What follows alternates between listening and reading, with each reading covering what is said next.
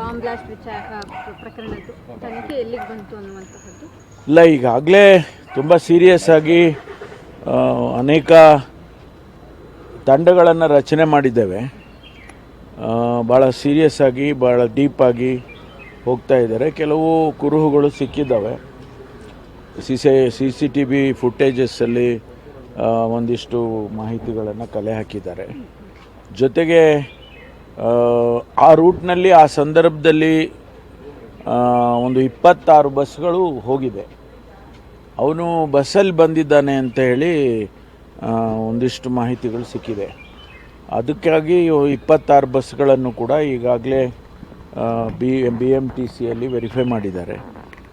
ಇನ್ನೂ ಒಂದಷ್ಟು ಅದರಲ್ಲಿ ಥಿಯರಿ ಆಫ್ ಎಲಿಮಿನೇಷನ್ ಅದರಲ್ಲಿ ಆ ರೀತಿ ಮಾಡಿಕೊಂಡು ಇನ್ನೊಂದಷ್ಟು ಬಸ್ಗಳನ್ನು ಈಗ ಅದರೊಳಗಡೆ ಫುಟೇಜಸ್ ಇರುತ್ತೆ. ಯಾಕೆಂದರೆ ಈಗ BMTCನಲ್ಲಿ ಕ್ಯಾಮ್ರಾಗಳು ಹಾಕಿದ್ದಾರೆ, CCTV. ಅದರಲ್ಲಿ ಸಿಕ್ಕತ್ತೆ, ಒಂದಿಷ್ಟು ಮಾಹಿತಿ ಸಿಗುತ್ತೆ ಅಂತೇಳಿ ನಾವು ಅಂದ್ಕೊಂಡಿದ್ದೇವೆ. ಇದೆಲ್ಲ ಕಲೆ ಹಾಕಿ ಅಂತಿಮವಾಗಿ ಅವರನ್ನು ಹಿಡಿತಕ್ಕಂಥ ಕೆಲಸವನ್ನು ಮಾಡ್ತೇವೆ. ಯಾವ ಕಾರಣಕ್ಕೂ ಬಿಡೋದಿಲ್ಲ.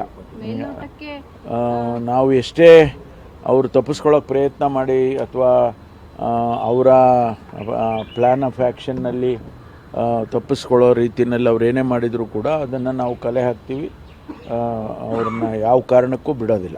ಯಾವ ಸಂಘಟನೆ ಇಲ್ಲ, ಈಗೇನು ನಾವು ಹೇಳೋಕ್ಕಾಗೋದಿಲ್ಲ. ಯಾವ ಸಂಘಟನೆ ಮಾಡಿದೆ, ಇಂಡಿವಿಜುವಲ್ ಮಾಡಿದ. ಇನ್ನೊಂದು ಥಿಯರಿ, ನೆನ್ನೆ ನಾವು ಅಲ್ಲಿ ಸ್ಥಳಕ್ಕೆ ಹೋದಾಗ ಈ ಹೋಟೆಲ್ನವರು 4-6 ಹೋಟೆಲ್ ಮಾಡಿದ್ದಾರೆ, ಸಕ್ಸಸ್ ಆಗಿಬಿಟ್ರು, ಅದಕ್ಕೆ ಹೊಟ್ಟೆವ್ರಿಗೆ ಮಾಡಿದ್ದಾರೆ ಯಾರು ಅಂತ ಈ ರೀತಿ ಕೆಲವು ಮಾತುಗಳು ಕೇಳಿ ಬರ್ತಾ ಇತ್ತು. ಅದನ್ನೆಲ್ಲವನ್ನು ನಾವು ನೋಡ್ತೀವಿ. ಅದು ಯಾವುದೇ ಆ್ಯಂಗಲ್ ಇರಲಿ ಅದನ್ನು ನಾವು ಪರಿಶೀಲನೆ ಮಾಡಿ ಅವರನ್ನು ಹಿಡಿಯೋ ತನಕ ಬಿಡೋದೇ ಇಲ್ಲ. ಕಾನೂನು ಸುವ್ಯವಸ್ಥೆ ವಿಚಾರವಾಗಿ ಸರ್ಕಾರ ಫೇಲ್ಯೂರ್ ಆಗಿದೆ, ಗೃಹ ಸಚಿವರು ರಾಜೀನಾಮೆ ಕೊಡಬೇಕು ಅಂತ ವಿಪಕ್ಷ ಆರೋಪ ಮಾಡ್ತಿದೆ. ಅವರು ರಾಜೀನಾಮೆ ಕೇಳ್ತಾನೆ ಇದ್ದಾರೆ. 2022ರಲ್ಲಿ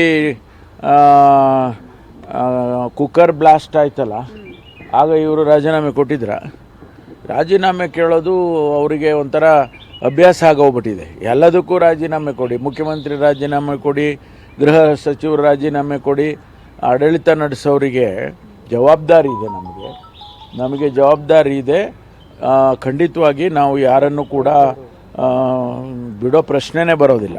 ಅದರಲ್ಲೂ ಕೂಡ ಇಂಥ ಒಂದು ಘಟನೆ ನಡೆದಾಗ ನಿನ್ನೆ ಕೂಡ ಅವರಿಗೆ ನಾನು ಅಪೀಲ್ ಮಾಡಿದ್ದೀನಿ, ವಿರೋಧ ಪಕ್ಷದವರಿಗೆ, ನೀವು ಬೇರೆ ಬೇರೆ ಸಂದರ್ಭದಲ್ಲಿ ರಾಜಕಾರಣ ಮಾಡಿ, ಆದರೆ ಇಂಥ ಸಂದರ್ಭದಲ್ಲಿ ನೀವು ನಮ್ಮ ಜೊತೆಯಲ್ಲಿ ಸಹಕರಿಸಬೇಕು ಅಂತೇಳಿ ನಾನು ಅವರಿಗೆ ವಿನಂತಿ ಮಾಡಿದ್ದೇನೆ. ಯಾಕೆಂದರೆ ಇದು ರಾಜ್ಯದ ಮತ್ತು ಬೆಂಗಳೂರಿನ ಪ್ರತಿಷ್ಠೆಯ ಪ್ರಶ್ನೆ, ಸೇಫ್ಟಿಯ ಪ್ರಶ್ನೆ.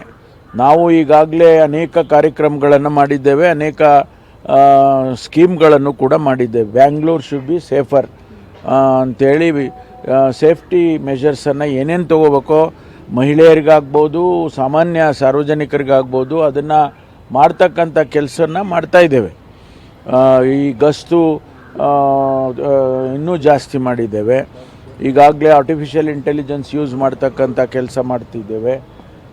ಸುಮಾರು 7,500 ಕ್ಯಾಮ್ರಾಗಳನ್ನು ಎಲ್ಲ ಕಡೆ ಹಾಕಿದ್ದೇವೆ. ಈಗ ನಮಗೆ ಈ ಇನ್ಸಿಡೆಂಟಲ್ಲಿ ಕೂಡ ಆ ಭಾಗದಲ್ಲಿರ್ತಕ್ಕಂಥ CCTV ಫುಟೇಜ್ಗಳನ್ನು ಕೂಡ ನಾವು ಈಗಾಗಲೇ ಸಂಗ್ರಹಣೆ ಮಾಡಿದ್ದೇವೆ.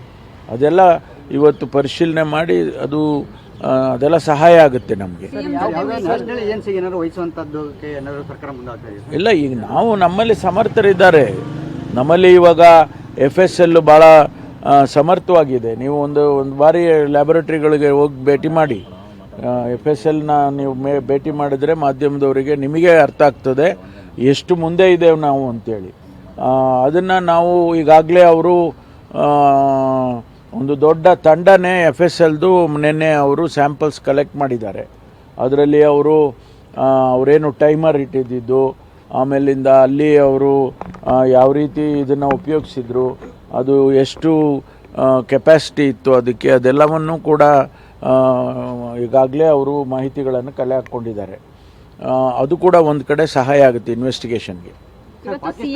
ಘೋಷಣೆ ಕೂಗಿದ ಆರೋಪ ಏನಿದೆ ಅದ್ರ ಬೆನ್ನಲ್ಲೇ ಆಗಿರೋದ್ರಿಂದ ಒಂದು ವೇಳೆ ಆ ಘಟನೆಗೆ ಸಾಮ್ಯತೆಗಳಂತ ಏನಾದರೂ ಆ ರೀತಿ ನಾವು ಏನು ಹೇಳೋಕ್ಕಾಗೋದಿಲ್ಲ. ನಮಗೆ ಏನೂ ಗೊತ್ತಿಲ್ಲ. ಅದನ್ನು ಸುಮ್ಮನೆ ನಾನು ಊಹೆ ಮಾಡಿ ಹೇಳೋದಿಲ್ಲ. ಅದನ್ನು ಇಲ್ಲಿ ಈ ಘಟನೆ ನಡೆದಿರೋದ್ರ ಬಗ್ಗೆ ಮಾತ್ರ ಹೇಳಬೇಕು ಅಂದರೆ ಅವ್ರನ್ನ ಯಾರಿದ್ದಾರೆ ಅವ್ರನ್ನ ಹಿಡಿತೇವೆ ಅನ್ನೋದು ಅಷ್ಟೇ ಹೇಳ್ಬೋದು. ಸಿಎಂ ಜೊತೆ ಮೀಟಿಂಗ್ ಇವತ್ತು 1 ಗಂಟೆಗೆ ನಾವು ಮೀಟಿಂಗ್ ಹಿರಿಯ ಅಧಿಕಾರಿಗಳನ್ನೆಲ್ಲ ಮೀಟಿಂಗ್ ಕರೆದಿದ್ದೇವೆ. ಅದರಲ್ಲಿ ಇನ್ನೂ ಹೆಚ್ಚಿನ ರೀತಿಯಲ್ಲಿ ಚರ್ಚೆ ಮಾಡ್ತೇವೆ. ಕೆಲವು ಸೂಚನೆಗಳನ್ನು ನಾವು ಸರ್ಕಾರ ಕೊಡಬೇಕಾಗ್ತದೆ, ಕೊಡ್ತೇವೆ.